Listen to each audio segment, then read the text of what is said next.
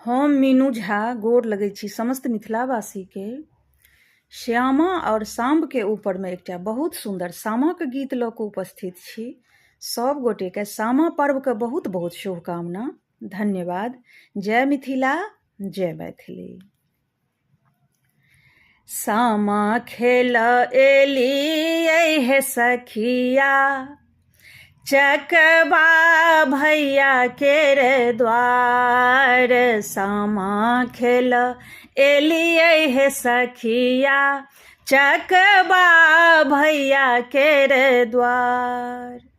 जुग जुग जीबथु भैया, जीबथु बरख हजार। सामा खेल एलियै हे सखिया, चकबा भैया केर द्वार।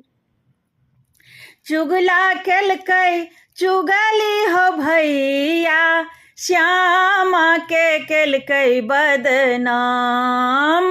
चुगला केलकै चुगली हो भैया, श्यामा के केलकै बदनाम। सजा देलकै श्यामा बेचारी के, केलकै जे नैयो काम। सजा देलकै श्यामा बेचारी के, केलकै जे नैयो काम। सुंदर रूप श्यामा के देखी, चुगला गेलै लो भाई। सुंदर रूप श्यामा के देखी, चुगला गेलै लो भाई। पाबै चाहलै श्यामा के प्रेम जे, पेलकै नहीं तऽ देलकै फसाई। पाबै चाहलै श्यामा के प्रेम जे, पेलकै नहीं तऽ देलकै फसाई। कही देलकै कृष्ण जी सो जाकऽ, सुनु प्रभु दुख एक बात। कही देलकै कृष्ण जी सो जाकऽ, सुनु प्रभु दुख एक बात। बेटी तोहर श्यामा हो राजगुरु, संगे बीतेल को रात। बेटी तोहर श्यामा हो राजगुरु, संगे बीतेल को रात। बिना सोचे समझे कृष्ण जी, श्यामा के देलनि सराप। बिना सोचे समझे कृष्ण जी, श्यामा के देलनि सराप। चिड़ै बनी भटके लगली श्यामा, पति कर लगलन बिलाप।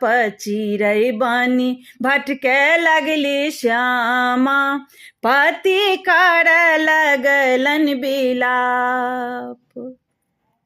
धन्य पति श्यामा के जे, कर लगलन जप उपवास। धन्य पति श्यामा के जे, कर लगला जप उपवास। ओहो रूप चिड़ै के धरी के, चली गेला श्यामा के पास। ओहो रूप चिड़ै के धरी के, चली गेला श्यामा के पास। किस्सा सुनी चकबा भैया, कर लगला बिलाप। किस्सा सुनी चकबा भैया, कर लगला बिलाप। दुख करू दूर है शिवजी, बहिन हमर केलकै नहीं पाप। दुख करू दूर है शिवजी, बहिन हमर केलकै नहीं पाप।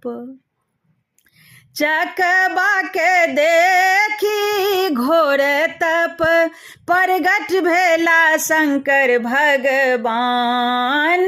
चकबा के देखी घोर तप प्रगट भेला शंकर भगवान। धन्य तू चकबा हो भैया मंगल से देलौं वरदान। धन्य तू चकबा हो भैया मंगल से देलौं वरदान। बहिन संग बहिनैया के चकबा भैया लेलकै बचाई। बहिन संग बहिनैया के चकबा भैया लेलकै बचाए। सत्य सुनी चुगला के लोक सब देलकै मुँह झरकाए। सत्य सुनी चुगला के लोक सब देलकै मुँह झरकाए। गाबथि सब कियो गीत सामा चकेबा के गीत। गाबथि सब कियो देखियो सामा चकेबा के गीत। जुगे जुगे अहिना रहै भाई बहिनक प्रीत। जुगे जुगे अहिना रहै भाई बहिनक प्रीत।